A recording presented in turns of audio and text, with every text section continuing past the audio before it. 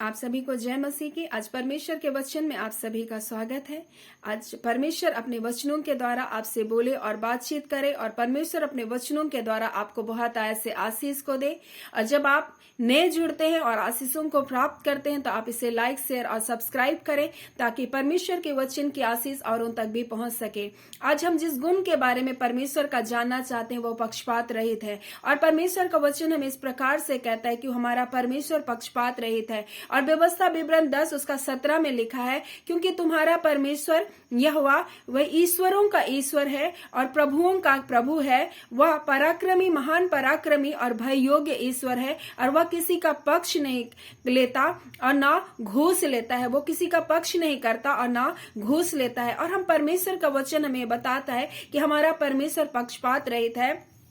और हम लोग गलाती उसका 2 में इसी प्रकार से 2:6 में पौलुस भी कहता है, जो लोग कुछ समझे जाते हैं, परंतु वो चाहे कैसे भी लोग क्यों ना हो, लेकिन मुझे इससे कुछ काम नहीं। और पौलुस इस बात को बता रहा है, अगर कोई लोग किसी अच्छे पोजीशन में है, कुछ अच्छे पदवी में है, लेकिन वो कैसे भी लोग हो, कैसे भी व्यक्ति हो, मुझे उससे कुछ काम नहीं। क्योंकि लिखा है क्योंकि हमारा परमेश्वर क्या है, पक्षपात रहित है। वो किसी का पक्ष नहीं करता। वरन परमेश्वर कैसा है, परमेश्वर ऐसा है, जो लोग बुरे होकर अगर बुरे कामों में है, लेकिन अगर वो पश्चाताप करते हैं और अपने मन को फिराते हैं और प्रभु यीशु का नाम लेते हैं, तो प्रभु दया करता है, उनके प्रति उदार बनता है और उनका उद्धार को करता है। परंतु जो धर्मी है और अपने धर्म के कामों को छोड़कर अगर बुराई में चला जाता है, पापों में चला जाता है, तो परमेश्वर उसका भी न्याय करेगा। यानी परमेश्वर अब किसी का पक्ष नहीं करता, और परमेश्वर किसी के जीवन में उसके कामों के अनुसार ही उनके जीवन का क्या करता है,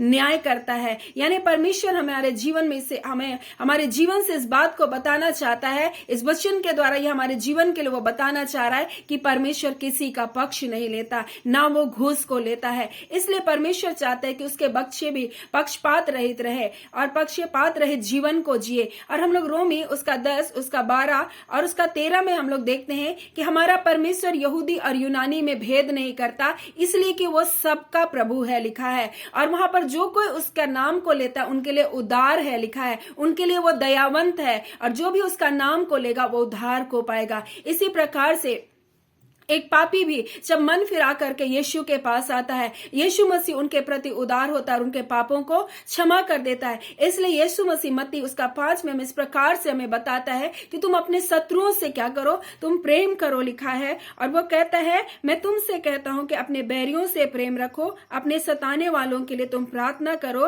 और जिससे तुम अपने स्वर्गीय पिता की संतान ठहरोगे, क्योंकि वह भले और बुरे दोनों पर अपना सूर्य उदय करता है, धर्मी और अधर्मी दोनों पर वो मेघ को बरसाता है।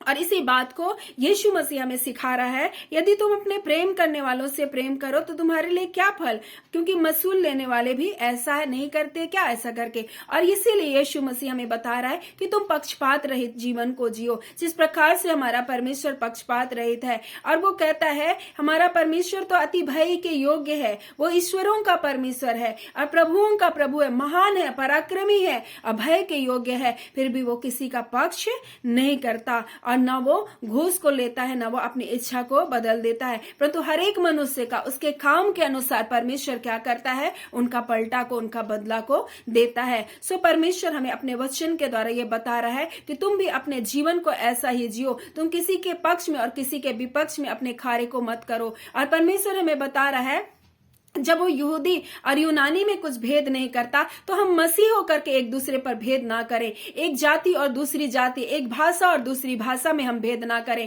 ना हम ऐसा भेद करें ये कलीसिया और वो कलीसिया, क्योंकि परमेश्वर में हम सब भाई और बहन है। और इसीलिए तो पौलुस भी इस प्रकार से कहता है गलाती 2 उसका 6 में कि जो लोग कुछ समझे जाते हैं, चाहे वो कैसे भी हो, मुझे इससे कोई काम नहीं, मैं उनसे कोई भी मतलब नहीं रखता, मैं किसी का पक्षपात नहीं करता कि ये अच्छा और ये बुरा करके, क्योंकि परमेश्वर तो किसी का पक्षपात नहीं करता। सो पौलुस भी ये बता रहा है कि मैं भी किसी का पक्षपात नहीं करता, चाहे वो कैसे भी क्यों ना हो। आज लोग वेशभूषा के आधार पर, आज मनुष्य के बातचीत के आधार पर, आज मनुष्य के रहन सहन के आधार पर लोग क्या करते, पक्षपात करते, परंतु हमारा परमेश्वर ऐसा नहीं। अगर एक पापी है और वो अपने मन को फिराता है तो परमेश्वर उस पर दया करता है, और एक धर्मी है लेकिन वो अपने धर्म पर नहीं बना रहकर पाप करता है तो परमेश्वर उनको भी न्याय करता है। सो परमेश्वर, हमारा परमेश्वर ऐसा परमेश्वर है, इतना महान, इतना पराक्रमी होने पर भी वो किसी का पक्षपात नहीं करता। तो आज परमेश्वर भी चाहता है कि हम भी ऐसे ही जीवन को जिए और पक्षपात रहित जीवन को जिए और अपने शत्रुओं से भी हम प्रेम करें। इसलिए वो कहता है